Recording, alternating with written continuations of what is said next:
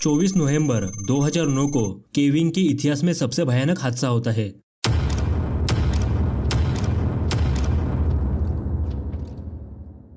Caving यानी कि गुफा की खोज करना, ये एक ऐसा खेल है जहाँ पे सांस लेने की भी जगह नहीं होती। इसी तंग गुफा में घिस घिस कर उसकी खोज करना। और यही चीज 26 साल के जॉन जोन्स अमेरिका के उटा शहर में नटीपुटी गुफा में करने वाले थे। लेकिन जॉन को जरा भी अंदाजा नहीं था कि वो अपनी ही कब्र में खुद को ही दफनाने वाला था।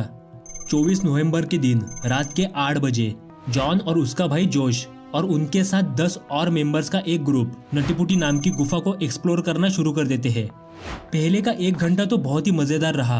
गुफा के अंदर की सबसे बड़ी जगह बिग स्लाइड का उन्होंने पता लगाया। ये तो इतना आसान था कि उनके बीच तो बहस होने लगी कि सबसे पहले यहाँ पे कौन पहुंचा। इसी वजह से वो एक दूसरे को चैलेंज करते हैं गुफा की सबसे खतरनाक जगह जाने के लिए, यानी कि बर्थ कनाल। बर्थ कनाल इतनी तंग जगह थी कि बहुत ही कम लोग वहाँ पे फिट हो पाते थे। सबसे आगे जॉन था, उसके पीछे उसका भाई जॉश और ग्रुप के बाकी मेंबर्स थे। एक के बाद एक वो बर्थ कनाल में जाना शुरू कर देते हैं। थोड़ा आगे जाते ही गुफा 2 दिशा में बढ़ जाती है और जॉन जोश में लेफ्ट वाली गुफा में चला जाता है। हालांकि जॉन को नहीं पता था कि जिस गुफा में वो जा रहा है वो बर्थ कनाल नहीं बल्कि एक ऐसी जगह थी जहाँ पे इससे पहले कोई गया ही नहीं था। जैसे जैसे वो आगे बढ़ रहा था गुफा का आकार और भी छोटा हो रहा था। उसको अपने हाथ चलाने के लिए, अपने पैर चलाने के लिए जगह ही नहीं मिल रही थी। जॉन को पता लग गया था कि वो बहुत ही बड़ी मुश्किल में फंस गया है। उसको जल्द से जल्द पीछे घूमने के लिए जगह चाहिए थी। आखिर में वो कॉक स्क्रू नाम की जगह पे पहुंच जाता है जहाँ पे सिर्फ छोटे और फ्लेक्सिबल लोग ही पहुंच पाते हैं। हालांकि कुछ साल पहले एक 16 साल का बच्चा इसी जगह पे फंस गया, लेकिन वो सिर्फ 5 फुट 7 इंच का था। इसके बावजूद उसको निकलने में कुल 14 घंटे लग गए। लेकिन जॉन तो 6 फीट का था। जब वो सांस लेने की कोशिश भी करता तब छाती फूलने की जगह ही नहीं थी। कैसे वैसे करके वो आगे आता है और वो देखता है कि सामने एक होल था और जॉन को लगा कि इसी होल की मदद से बाहर निकलने के लिए जगह मिलेगी। इसी वजह से जॉन इस होल के अंदर जाने की पूरी कोशिश करता है। लेकिन अंदर जाने के बाद उसको पता लगा कि वो होल तो एक डेड एंड था। जॉन एक 10 बाय 18 की होल में उल्टा फंस गया।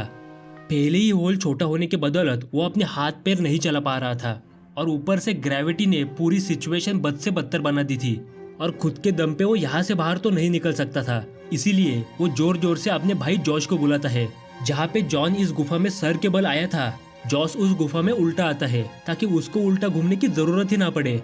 और वो देखता है कि जॉन की तो सिर्फ पैर ही दिखाई दे रहे थे, जैसे कि उस होल ने जॉन को पूरी तरीके से निगल लिया हो। जॉश अपने पैर जॉन के पैरों के बीच डाल के ऊपर खींचने की कोशिश करता है, लेकिन जॉन उस सुरंग से बाहर आने की बजाय और ही अंदर चला जाता है। 1 घंटा मशक्कत करने के बावजूद जब सफलता नहीं मिलती तब जॉश प्रोफेशनल रेस्क्यूअर की मदद मांगने गुफा से बाहर चला जाता है। और 3 घंटे बाद रात के 12:30 बजे पहली रेस्क्यूअर सूजी मटोला वहां पे पहुंचती है। सूजी सिर्फ 5 फुट 3 इंच की थी। इसी वजह से वो बहुत ही आसानी से जॉन के पास पहुंच गई। लेकिन सूजी ने जो सोचा था, जॉन की सिचुएशन उससे भी बुरी थी। सूजी जॉन को दिलासा देने के लिए कहती है, तुम जल्दी ही बाहर निकलोगे, तो चिंता मत करो। इस पे जॉन बोलता है, हाय सूजी, आने के लिए थैंक यू, लेकिन मुझे जल्द से जल्द बाहर निकलना है। सूजी जॉन को निकलने में अपनी पूरी जान झोंक देती है। लेकिन 2 घंटा मेहनत करने के बावजूद जब जॉन नहीं निकलता तब थकावट के कारण सूजी को भी गुफा से बाहर जाना पड़ा। गुफा के बाहर जॉन की पत्नी और बेटी और उसके साथ 30 और रेस्क्यूअर पहुंच चुके थे और जॉन को बाहर निकलने के लिए अलग अलग आइडिया सोच रहे थे। आखिर में जॉन के पैर पे रस्सी बांधकर उसको खींचने की बात पे सब राजी करते हैं। इसी वजह से एक रेस्क्यूअर जॉन के पैरों में रस्सी बांधकर बाकी रेस्क्यूअर बिग स्लाइड से रस्सी खींचने की कोशिश करते हैं। लेकिन यहाँ पे एक बहुत बड़ी प्रॉब्लम थी। रस्सी जमीन को घिसने की बदौलत इतनी असरदार साबित नहीं हो रही थी, तो इसको सुलझाने का एक ही रास्ता था और वो था सुरंग में ड्रिल करके एक पुली सिस्टम बनाना। लेकिन यहाँ पर भी एक दिक्कत थी। ड्रिलिंग करने की मशीन को गुफा के अंदर लाने में ही 1 घंटा लगता। उसके बाद ड्रिलिंग करके पुली सिस्टम बनाने में कई घंटे लग सकते थे और जॉन के पास ज्यादा समय नहीं था, क्योंकि जो रेस्क्यूअर जॉन को बचाने आए थे उनमें से ही एक डॉक्टर था और उस डॉक्टर का कहना था कि जॉन सर के बल होने के कारण उसके शरीर का सारा खून उल्टा घूम के उसके सर और लंग्स में जा रहा था और हमारी बॉडी इस परिस्थिति के लिए नहीं बनी थी और जॉन को जल्द से जल्द नहीं निकाला तो कार्डियक अरेस्ट की वजह से उसकी जान जा सकती थी। इसी वजह से रेस्क्यूअर बिना कोई समय बर्बाद किए जॉन को बाहर निकलने में जुट जाते हैं। कुछ मिनट मशक्कत करने के बाद रेस्क्यूअर जॉन को उतना ऊपर लाते हैं जहाँ से वो जॉन का चेहरा देख सके। और रेस्क्यूअर का कहना था कि जॉन की आंखें और मुंह लाल पड़ चुका था, लेकिन वो अभी भी ठीक था। रेस्क्यूअर जॉन को और भी पीछे खींचते हैं, लेकिन उसके पैर गुफा की छत से टकरा रहे थे। न ही जॉन अपने पैर मोड़ पा रहा था और न ही वहाँ पे घूमने की जगह थी।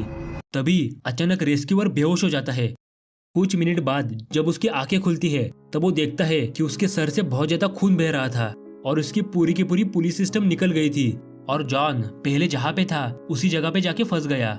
लेकिन इस बार उसकी बॉडी ने काम करना छोड़ दिया। हालांकि उसकी सांसें अभी भी चल रही थी। इसी वजह से एक के बाद दूसरा और दूसरे के बाद तीसरा रेस्क्यूअर आके जॉन को निकालने की कोशिश कर रहे थे। लेकिन 28 घंटे की मशक्कत के बावजूद 25 नवंबर की रात 11:56 पे जॉन जोन्स अपनी सांसें लेना बंद कर देता है। हालांकि उसका परिवार इस चीज को मानने को तैयार ही नहीं था कि कैसे एक छोटी सी गलती की वजह से किसी की जान भी जा सकती है। इसी वजह से रेस्क्यूअर जॉन की बॉडी उसके परिवार को सौंपने के लिए बाहर निकलने की कोशिश करते हैं। लेकिन जॉन की बॉडी इतनी बुरी तरीके से फंसी थी कि बिना उसकी बॉडी के 2 टुकड़े किए आप उसको गुफा से बाहर नहीं निकाल सकते थे।